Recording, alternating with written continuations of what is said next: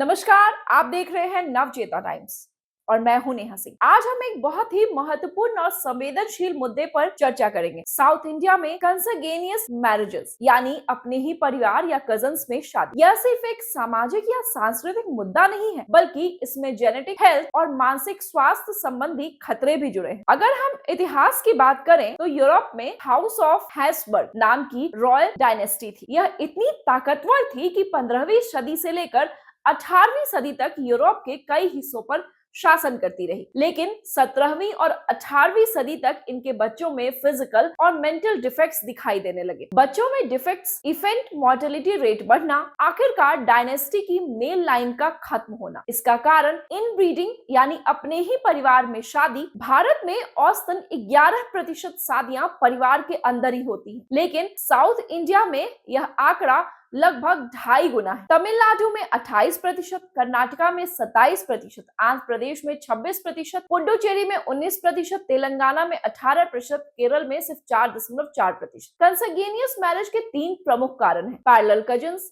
यानी सगे भाई बहनों के बच्चों के बीच शादी, क्रॉस कजिन्स भाई और बहन के बच्चों में शादी, अन्य मैटरनल कजिन्स मामा, चाचा या मासी की नीस अथवा भतीजी से शादी। सोशल साइंटिस्ट का कहना है कि साउथ इंडिया में इसका मुख्य कारण ये है कि यहाँ पे कास्ट अथवा क्लास और सामाजिक स्तर, इनहेरिटेड संपत्ति और वेल्थ, यह प्रैक्टिस परिवार के संपत्ति और जमीनी रिसोर्सेज को परिवार के अंदर ही रखने के उद्देश्य से होती है। साथ ही अपने लीनियज की प्योरिटी को बनाए रखना और इंटरकास्ट मैरिज से पॉल्यूशन रोकना भी इसके कारण है। कंsanguineous मैरिजेस के बच्चों में कई जेनेटिक और फिजिकल डिसऑर्डर देखने को मिलते हैं। Thalassemia, sickle cell anemia, chromosomal abnormalities genetic कारण। भाई बहन में 50% जीन कॉमन होते हैं, अंकल नीस में 25%, फर्स्ट कजन में 12.5%। इसलिए यदि परिवार में कोई दोषपूर्ण जीन हो तो यह जनरेशन दर जनरेशन आगे बढ़ता जाता है। यूके की स्टडीज 2013 के मुताबिक 11,000 बच्चों में 3% सिग्निजियस इकोनॉमी मिली है। शादी में सिर्फ 1.6%। भारत में जेनेटिक प्रॉब्लम्स के केस लगभग आधे में कंsanguineous मैरिजेस की हिस्ट्री होती है। साइकोलॉजिस्ट बताते हैं कि इस तरह की शादी महिलाओं के मानसिक स्वास्थ्य पर भी गहरा असर डालती है। नए रिश्तों और जिम्मेदारियों को समझना मुश्किल हो जाता है। छोटे उम्र में शादी का डिप्रेशन और तनाव, जनरेशन गैप और सामाजिक रोल में संघर्ष इसके प्रमुख कारण है। सामाजिक दृष्टि से यह प्रैक्टिस कॉन्स्ट्रेशन है। अच्छी खबर यह है कि जागरूकता बढ़ रही है, महिलाओं की शिक्षा